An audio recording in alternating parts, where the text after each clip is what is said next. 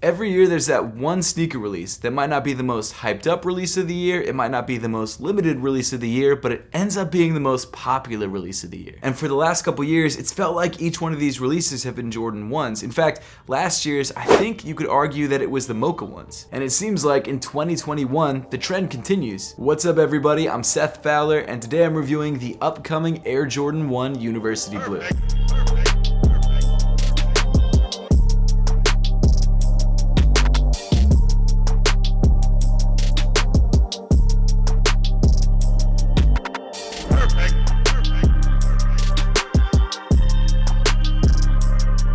Thanks so much for tuning in today. Make sure to hit that subscribe button down below if you haven't yet, and also make sure to give me a follow on Instagram and on Twitter at @RealSethFowler, because I usually give you sneak peeks of the upcoming videos that I have in store. For example, you would have seen that these were coming because I dropped a couple Instagram stories about them. So just like a lot of the upcoming Air Jordans for the beginning of 2021, the Air Jordan 1 University Blues were originally set to release in the beginning of February, but have now been pushed back to March 6th. I'm actually not sure why. Maybe it was because they were supposed to release around All-Star Weekend, and because that's all kind of screwed up because of the pandemic, they had to push it back, or are trying to spread out their releases. I have no idea. But I actually picked up my pair early from a place called Statement, which is located in the Cherry Hill Mall in New Jersey. Also, shout out to Statement for this sick hoodie, by the way. This is a friends and family hoodie. I feel so honored. It's crazy. Statement store is awesome, and if you're in the Philly area, I definitely recommend checking it out. But I think I'm actually going to leave a link to their YouTube in the description below. They just started it off. It's an awesome channel, and I'm kind of hooked, to be honest with you. So I was really stoked that I was able to pick up my pair from there. They're all good people, and I've got to say, after seeing this shoe in person,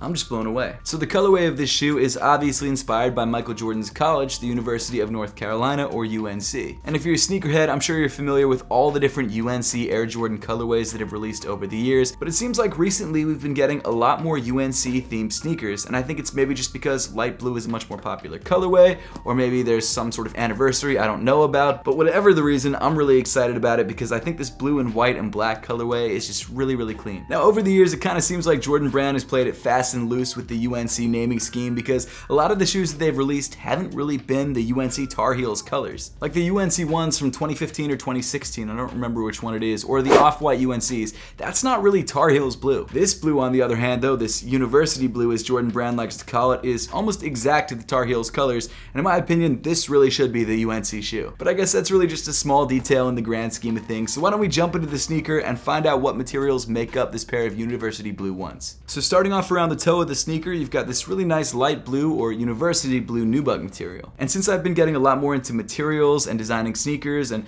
looking at sneaker materials, I really feel like I should describe the difference between nubuck and suede. So what suede actually is the back side of a piece of leather sanded a little bit to give it kind of a hairy texture. It's a little bit less durable than the outside of the leather. Whereas nubuck is actually a finish done to the outside of the leather by sanding it. So even though the textures of suede and nubuck can be pretty similar, nubuck is actually a more expensive material and a more durable material. And usually nubuck tends to be a lot less hairy than suede. In fact, usually it's not hairy at all. A very sneakerhead way to describe a very smooth nubuck is buttery. And in my opinion, the nubuck on this shoe is very buttery. But tangent aside, moving up from the mudguard of the sneaker, you've got this really nice white tumbled leather in the center of the toe. It's pretty soft to the touch. It actually feels slightly nicer than most Air Jordan 1 leathers, but it's not incredible. I do, however, love the color contrast between the University blue nubuck and the white leather. I think that just looks so clean together. Continuing up on the shoe, you've got some more University blue nubuck around the sides of the tongue, and then weaving through that nubuck, you've actually got these flat black laces. Now what's nice about these laces is that if you don't like this black color, Jordan Brand actually gives you a set of University blue laces that match the nubuck really well if you decide to switch them out. I'm definitely not going to though. I think the black laces with the black Nike swoosh and the black ankle area just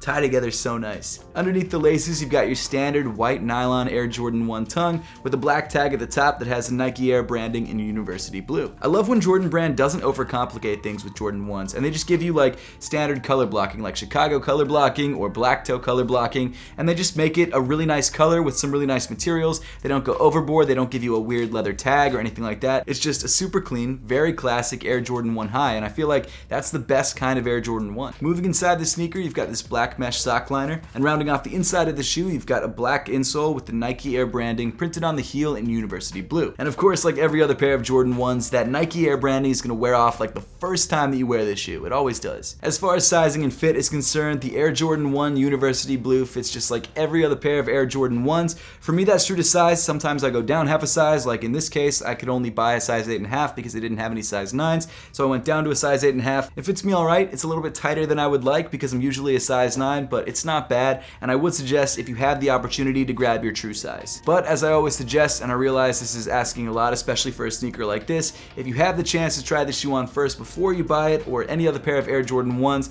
make sure to do that to make sure you're grabbing the right size for you. Continuing back on this just beautiful colorway, you've got more white tumbled leather around the midfoot of the shoe. In the center of this white panel, you've got this black tumbled leather Nike swoosh. And then as you continue farther back in the shoe, you've got more of that super buttery nubuck around the heel counter and around the wing of the shoe. And of course, on the lateral side of the sneaker, you've got your Wings logo debossed in black. Rounding off the top of the sneaker, you've got some black leather, but unlike your standard Jordan 1s, it doesn't come in smooth, semi-gloss leather. It actually comes in this really nice tumbled matte leather, which I think actually feels more premium. Continuing down in the shoe, you've got your white Air Jordan 1 midsole, and then finally moving to the bottom of the sneaker, you get to the one part of the shoe that I actually don't love. Now you remember at the beginning of the video how I was talking about the different kinds of University Blue?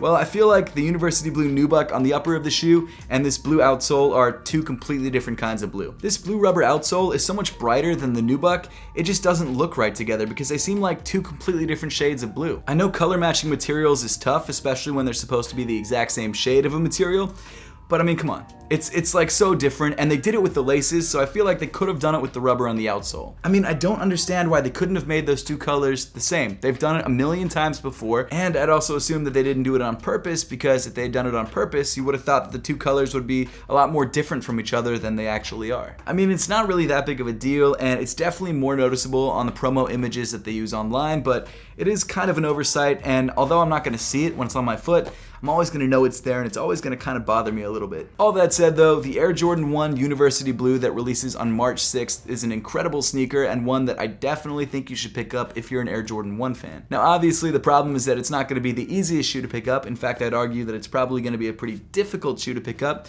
but I don't think it's going to be incredibly limited, so resale, at least around the time of release, shouldn't be too bad. At least not more than like $350, but who knows. I'm not the best with sneaker prices, but I would say if you miss out on this shoe on release, I'd buy it sooner to release than later, because as we've seen with pretty much every other popular Air Jordan 1 over the last couple years, the prices tend to skyrocket after a couple months. But I would love to know your thoughts on the University Blue Air Jordan 1s and whether you're planning to grab a pair when they finally release, whenever that ends up being. So make sure to let me know in the comment section down below. And as always, thank you so much for watching. Make sure to subscribe if you haven't yet, and I'll see you all in the next one.